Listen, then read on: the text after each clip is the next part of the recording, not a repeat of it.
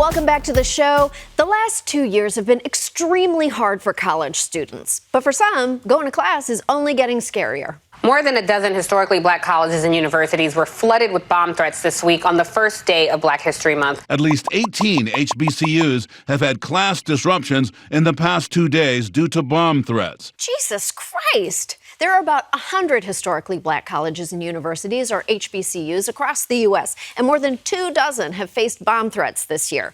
That is a huge percentage of schools, though I can't tell you exactly how huge because I never had the benefit of an HBCU education. I just got an associate's degree from the Toronto Institute of Technology. Go Tits!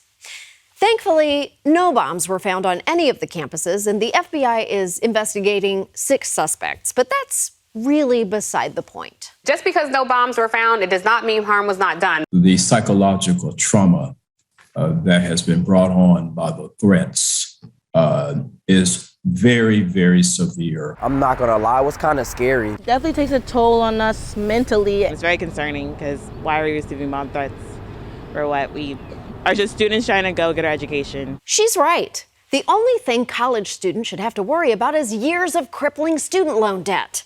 But unfortunately, racists terrorizing HBCUs isn't a new development. The vast majority of these more than 100 institutions have been around since the mid-19th century. And from their inception, they have just simply been targets of domestic terrorism. When you think about the mission of HBCU, it's long been a safe haven for African Americans to access their education and really achieve their dreams. And that runs counter to the whole idea of white supremacy. Trying to deny black people education is textbook American racism. Incidentally, the only book about racism that racists don't want to ban. Back in the antebellum South, the only thing that scandalized white people more than Scarlett O'Hara's red dress was a black person who could read. There was a growing belief that an educated enslaved person was a dangerous person, and enslavers blamed black literacy for uprisings like the 1831 rebellion led by Nat Turner. In most southern states, anyone caught teaching an enslaved person to read would be fined, imprisoned, or whipped. And enslaved people suffered even more horrific punishments, from savage beatings to amputation. And these attitudes weren't just limited to the South. Educational opportunities for free black children, particularly in higher education, were quite limited, even in the North. This letter is from the mayor of New Haven, Connecticut, and it says, the location of a college of blacks here would be totally ruinous to the city. This explains New Haven's confusing town motto, the South will rise again, but in the North this time. Some white northern schools did allow black students, but they still faced overt racism and discrimination. HBCUs were founded to fill these needs even before the Civil War. More than 90 HBCUs were established between 1861 and 1900, and they're just as vital now as they were at their founding.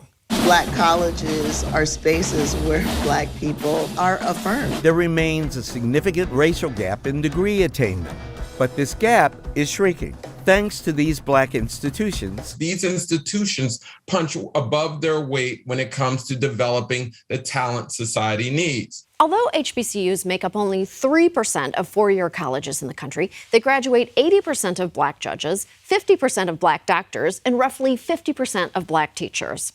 HBCUs also disproportionately enroll low-income and first-generation students and have been proven to accelerate economic mobility for black graduates. But despite how much HBCUs have given us, America has never given enough back. A law passed in 1890 required states, especially former Confederate ones, to provide land grants for HBCUs. And many land grant institutions are supposed to receive one-to-one matching funds from their respective states. But surprise, surprise, that hasn't been happening for years. States have been cheating HBCUs out of hundreds of millions of dollars for decades. What we've been seeing is that while the U.S. government has been willing to fund what these schools need and deserve, the states will not put that one-to-one dollar match there. And so those states are using those funding money for HBCUs to something different. Yeah, like how Arkansas spent its entire education matching funds on a boob job, though I have to admit, she looks great.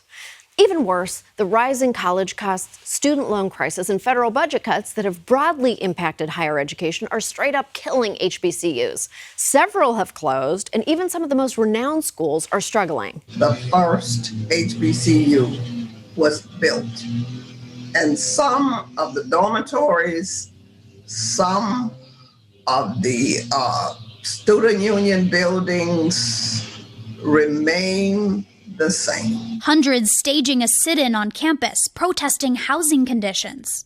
I had to pay out of pocket and move to Silver Spring, Maryland, because I'm a senior right now, and there wasn't any housing for me. They're in 100-year-old rundown dorms and politely staged a sit-in. My dorm at Tits stopped serving mac and cheese, and we literally rioted for a month.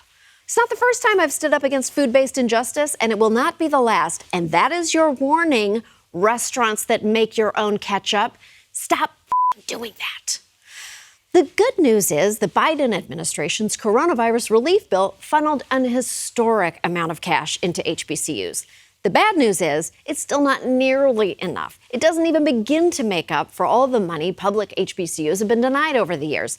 Even private HBCU endowments are pocket change compared to comparable universities. The institutions that we are competing with for students are in the Ivy League, right? And you've got Ivy League schools now with endowments between $20 billion and $40 billion. The combined endowment for every HBCU in the country through 2019 was just over $3.9 billion. For context, New York University alone had an endowment of $4.3 billion that year. And what did NYU ever give us? The co-head writer of this show, Big Whoop. He doesn't even have an associate's degree from Tits. For almost 200 years, HBCUs have been a necessary safe haven from white supremacy, while also producing some of our greatest cultural figures, from leaders to academics to entertainers. And HBCUs have played a role in some of our most important historical moments, from Brown versus Board of Education to the sit-in movement. Whether it's racist violence or discriminatory defunding, we cannot let any threat keep HBCUs from continuing their legacies. We have to stand up for Black students, Black educators, and Black colleges with the same strength and passion they've shown time and again, standing up for themselves. Bomb threats don't stop us. HBCUs stand strong. We're here. We've been here for over 150 years providing education, outstanding, excellent education to our students, and that's our mission. So no, we will not be deterred. We will never, ever, ever be deterred from what our ancestors gave their blood for.